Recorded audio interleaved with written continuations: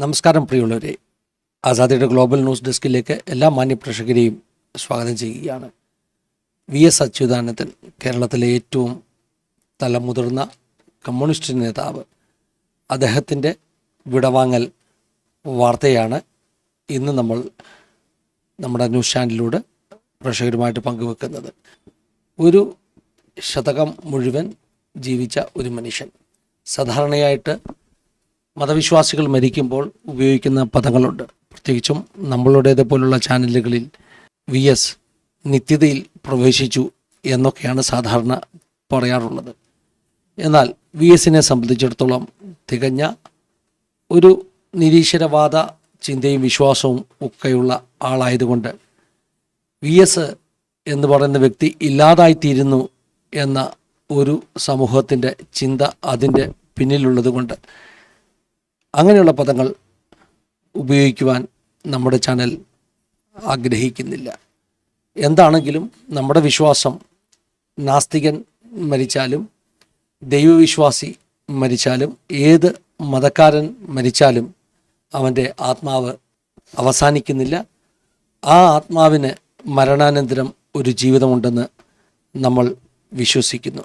അപ്പോൾ നിത്യതയിൽ പ്രവേശിച്ചു എന്ന് പറയുമ്പോൾ ചിലർ ചോദിക്കുന്ന ഒരു ചോദ്യം, എന്താണ് ഉറപ്പ് നിത്യതയിൽ പ്രവേശിച്ചു എന്നുള്ളത്? ഇവിടെയാണ് നാം മനസ്സിലാക്കേണ്ട ഒരു കാര്യം. നിത്യത എന്ന് പറയുമ്പോൾ അവസാനമില്ലാത്ത കാലം എന്നേ അതിനർത്ഥമുള്ളൂ. അതായത് വിശ്വാസി മരിച്ചു കഴിയുമ്പോൾ സ്വർഗത്തിൽ പ്രവേശിച്ചുവെന്ന് നമ്മൾ വിശ്വസിക്കുന്നു, അതും നിത്യതയാണ്.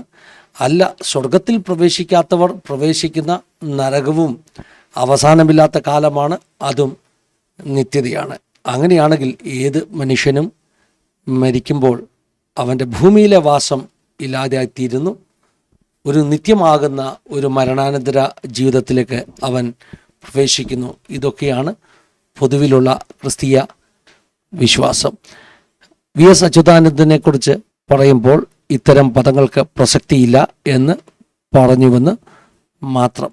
ക്രൈസ്തവ സഭകളുമായിട്ട്, വിശ്വാസികളുമായിട്ട് ഒക്കെയുള്ള വി.എസിൻ്റെ ബന്ധങ്ങൾ, വി.എസിൻ്റെ നിലപാടുകൾ നേരത്തെ തന്നെ നമ്മൾ ചർച്ച ചെയ്യപ്പെട്ടിട്ടുള്ള കാര്യങ്ങളാണ്. പലപ്പോഴും വി.എസിനെ കാണുമ്പോൾ ചിലർ എന്നോട് ഇങ്ങനെ പറഞ്ഞിട്ടുണ്ട്, ഒരു പെന്തിക്കോസ്തൽ പാസ്റ്ററുടെ ലുക്കൊക്കെയുണ്ട്. ഒരുപക്ഷെ ആ വെള്ളയും ആ ക്ലീൻ ഷേവും ഒക്കെ കണ്ടതുകൊണ്ട് ആകാം.